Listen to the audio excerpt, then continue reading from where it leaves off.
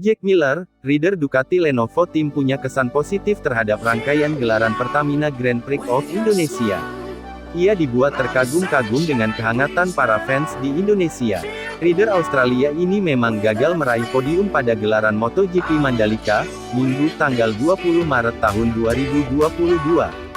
Dia finish keempat setelah motornya mulai kehilangan grip saat melakoni balapan basah. Meski begitu Miller tetap merasa puas.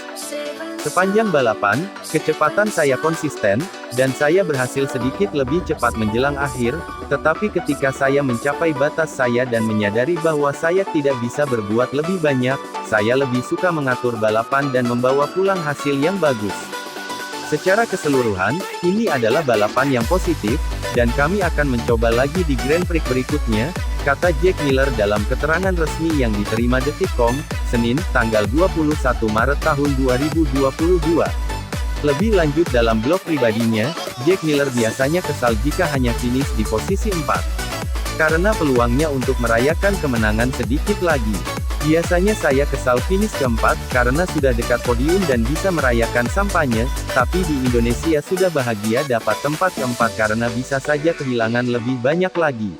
Saya memulai balapan dari posisi 9, belum cetak poin di balapan pertama, balapan basah dan banyak hal lain bisa menjadi kesalahan. Jadi, hasil ini bikin saya senang, kata Miller. Sungguh menakjubkan, saya benar-benar belum pernah melihat yang seperti itu dalam hidup saya. Kami para rider merasa sangat beruntung dan sangat dicintai, cerita Jack Miller.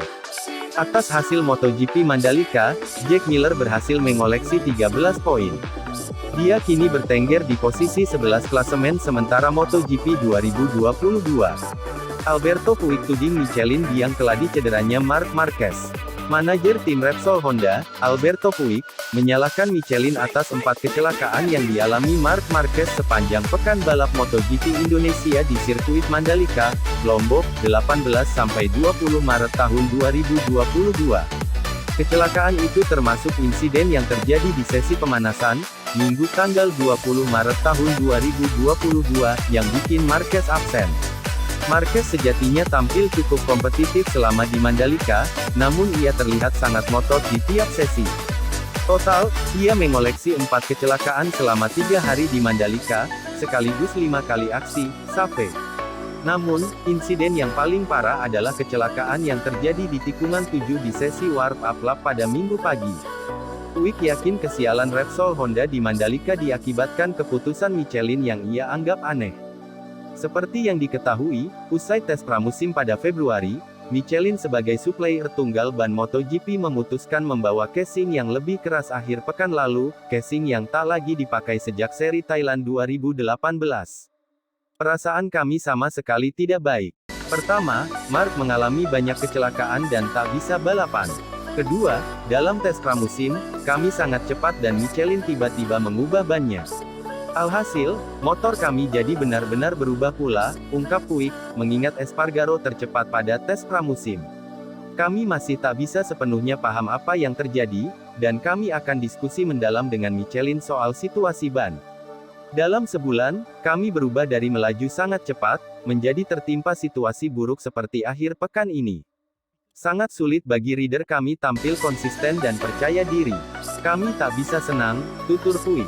Marquez sendiri kini telah pulang ke Spanyol, dan akan menjalani pemeriksaan medis lebih mendetail pekan ini. Puig pun ingin sang 8 kali juara dunia beristirahat agar cukup bugar untuk berpartisipasi dalam MotoGP Argentina pada 1-3 April mendatang di sirkuit Termas de Rio Hondo. Langkah selanjutnya bagi Marc adalah pemulihan. Akhir pekan ini sangatlah berat, ia mengalami kecelakaan dalam sesi pemanasan, kecelakaan keempatnya akhir pekan ini, dan sangat besar. Kini kami ingin ia istirahat. Kami merasa telah mengambil keputusan tepat usai kecelakaan-kecelakaan yang ia alami, tutup Puig.